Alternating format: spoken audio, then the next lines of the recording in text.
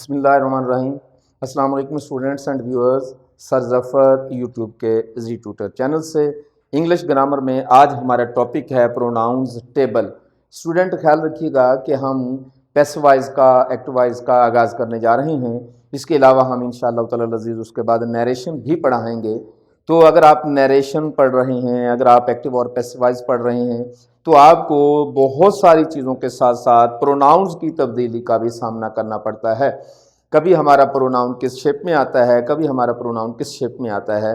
तो वो स्टूडेंट जिन्होंने मेरी वो वीडियो नहीं देखी जिसमें मैंने बताया कि प्रोनाउन क्या है, तो पार्ट्स ऑफ स्पीच की मेरी वीडियो मौजूद है, उसको देखें आप। उसमें आपको ये पता चलेगा प्रोनाउन है क्या। मैं फिर भी आपको सरसरी बता दूं कि जब हम किसी नाम की जगह पर कोई और लफ्ज़ इस्तेमाल करते हैं, मसलन हम अली की जगह पर ही इस्तेमाल कर लेते हैं। अंग्रेज़ी ज़ुबान में प्रोनाउंस की तादाद जो है वो 7 है।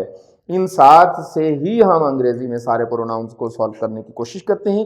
तो स्टूडेंट, प्रोनाउंस की जो हालतें हैं वो मजमूई तौर पर 3 हालतें होती हैं। वैसे प्रोनाउंस की तादाद तो हमारे पास 7 ही है, लेकिन इन 7 को हमने आगे फिर क्लासीफाई किया हुआ है। तो हमारे पास ये जो लाइन है 7, ये वो लाइन है जब हम किसी प्रोनाउन को बतौर सब्जेक्ट इस्तेमाल करना चाहते हैं। यानी कि अगर जुमले में शुरू में अगर हमने कोई लफ्ज़ लिखना है तो इन 7 में से ही कोई लफ्ज़ लिखेंगे। मिसाल के तौर पर हम कहते हैं ही इज़ गोइंग, तो यहाँ हम ही सब्जेक्टिव हालत से उठाएंगे। ही की ये वाली हालत शुरू में नहीं लिख सकते हम, जबकि ये वाली वो हालत है जो हम बतौर ऑब्जेक्ट इस्तेमाल करेंगे। ये उस वक्त इस्तेमाल होती है जब हम जुमले में इनको ऑब्जेक्ट के लिए इस्तेमाल करते हैं। मिसाल के तौर पर हम कहते हैं I gave him a pen, तो यहाँ हिम जो है बाद में लेके जा रहे हैं, बतौर ऑब्जेक्ट इस्तेमाल कर रहे हैं, तो हालत इसकी ये होगी। तो प्रोनाउंस की ये वाली जो हालत है ये सारी की सारी बतौर सब्जेक्ट इस्तेमाल होती है। ये वाली हालत जो है वो बतौर ऑब्जेक्ट इस्तेमाल होती है।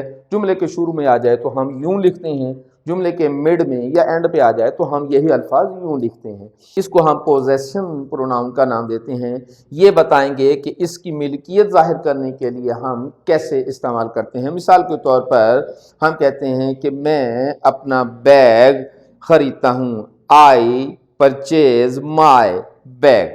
तो यहाँ हम पोजेशन के लिए लफ्ज़ इस्तेमाल करते हैं सारे के सारे। ख्याल रखिएगा कि एक लफ्ज़ इस्तेमाल होता है अपना, ये जब भी हम इस्तेमाल करेंगे तो ये अकॉर्डिंगली इस्तेमाल करेंगे। हम कहते हैं कि वो अपनी क्लास में है, he is in his class. आमतौर पर अपने के लिए लफ्ज़ जो है वो आवर इस्तेमाल कर देते हैं स्टूडेंट, ऐसा नहीं है, पीछे सब्जेक्ट देखना पड़ता है। हम कहते हैं कि वो लड़का अपनी क्लास में है, he is in his class, in our class नहीं। अगर कहते हैं कि मैं अपनी क्लास में हूँ, मैं कहूँगा I am in my class. आप अपनी क्लास में हैं, you are in your class. तो ये आपका सब्जेक्ट के हिसाब से पोजेशन जो है पोसेसिव नाउन इस्तेमाल करते हैं हम। तो ये हमारे पास 3 हालतें हैं इसकी। सब्जेक्टिव हालत है, पोजेशन है हमारे पास, और ऑब्जेक्टिव हालत है। तो आई और वी हमेशा बात करने वाले होते हैं, इसलिए हम इनको फर्स्ट पर्सन प्रोनाउन का नाम देते हैं। जब भी कोई बात करेगा वो आई ही होगा, जब भी होगा। तो बात करने वाले जो फिगर्स होते हैं, पर्सन्स होते हैं, प्रोनाउंस होते हैं, उनको हम फर्स्ट पर्सन प्रोनाउन कहते हैं। ये बुनियादी तौर पर 2 हैं, आई और वी। आगे इनसे रिलेटेड चीज़ें हैं। उसके बाद जो बात सुनने वाला होता है वो हमेशा सेकंड प्रोनाउन होता है, वो हमेशा यू होता है। जब भी बात सुनेगा सिर्फ यू सुनेगा। इस वक्त आप सुन रहे हैं तो आप यू हैं, मैं बोल रहा हूँ तो इस वक्त मैं आई हूँ। बात करने वाला फर्स्ट पर्सन होता है, बात सुनने वाला सेकंड पर्सन होता है, जो कि अंग्रेजी जुबान में सिर्फ यू होता है। और जो यहाँ ना तो बात सुन रही हैं ना बात कर रही हैं, इस वक्त मैं बात कर रहा हूँ, मैं सब्जेक्ट हूँ, आप बात सुन रही हैं, आप ऑब्जेक्ट हैं, मैं फर्स्ट पर्सन हूँ, बात कर रहा हूँ, आप सेकंड पर्सन हैं, बात सुन रहे हैं। जो यहाँ मौजूद नहीं हैं वो सारे के सारे थर्ड पर्सन कहलाते हैं।